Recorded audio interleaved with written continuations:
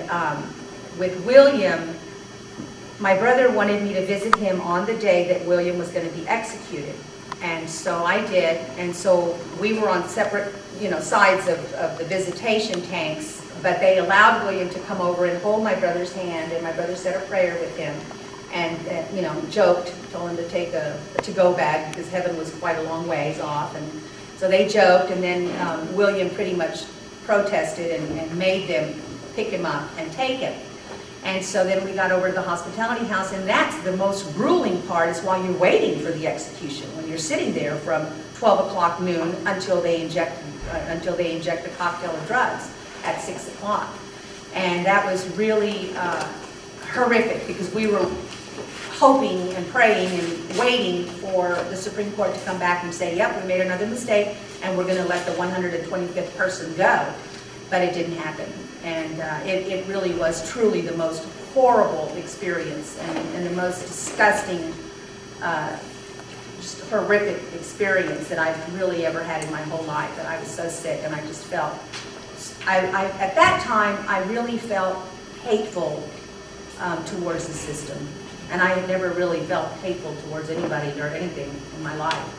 But I decided on that day that I was not going to be nice anymore, and I was not going to be professional, and I was not going to be sweet, that I was going to be a bitch, and I was going to come out fighting and swinging, and that we all have blood on our hands, and that we are all responsible for this death penalty, because we all just sit back, or maybe not you guys because we're here, but most people, there's still 60% of the people across the country that believe in the death penalty, and there's still 37 states that are executing people, despite the fact that 125 people have been released. And like Rob said, well, they still think that maybe they did it, but somehow they got off, And it is just, it's an atrocity, and it's an embarrassment, and it is sickening, and it is gut-wrenching experience, and it's got to stop. And as far as I'm concerned, I'm so grateful for all the lawyers and all of the people that are really at bat going to the Supreme Court and arguing these cases.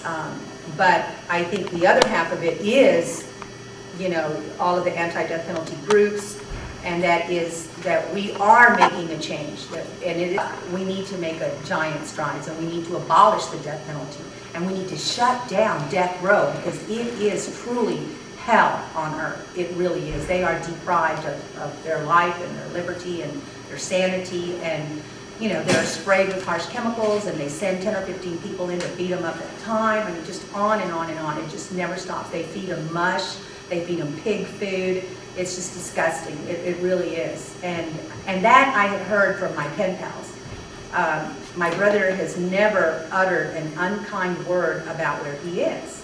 And it is just, and I don't encourage him to, because I don't want him to be beat up, and I don't want them to spray him with chemicals. So I just let him know that we're out here fighting, but I don't want him to get involved in those horrific ordeals where people are getting, so injured. Derek Frazier was executed, and I spoke to his wife recently, and he was a very strong activist against the death penalty. But she said that they injected the chemicals in his arm as he started speaking. They didn't want him to speak. They didn't want to hear his last words. As soon as he opened his mouth, they stuck him with chemicals and immediately murdered him. And it was really, that is really a travesty that they wouldn't allow him to say that he was innocent.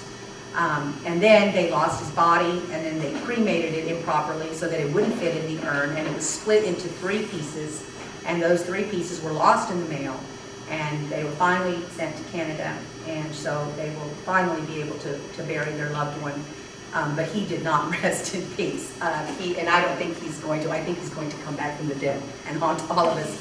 But the other thing that I wanted to mention is that coming up in October, we have Faith in Action Weekend, and some of you may be religiously affiliated, some of you may not, but I have an extra packet if anybody is interested in and it is Amnesty International's weekend, where they just encourage all the churches across the United States to dialogue about the death penalty.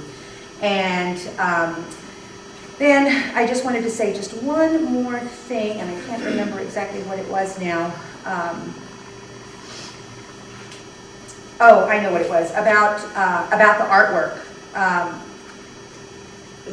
most of these men on death row have produced some really beautiful artwork, and they have sent it out to us, and we have done several art shows, and Scott did one for TMN, and I think we've done one here. There's just been several art shows, and what's really amazing is that their artwork and their letters have gone around the world. There are so many people supporting them. They have their pen pals from all over the world, mostly Europe, but they are so wonderful to come here and to support our loved ones when their families turn their backs on them. And they come here from every country that you can imagine, Spain and Italy and France and Germany and Sweden, and they are so precious to us, and we are so appreciative and grateful that they bother to come here. And they have been harassed, and their visitations have been, interrupted, but everybody has continued to support them, and they have prevailed, and they will keep their visitations intact, and so we are forever grateful to the Europeans as well, because they are truly a gift, truly a gift to us. And then one last thing I wanted to mention is our march that we're having on Saturday, October the 28th.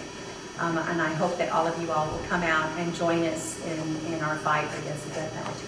And thank you again for being here. Thanks.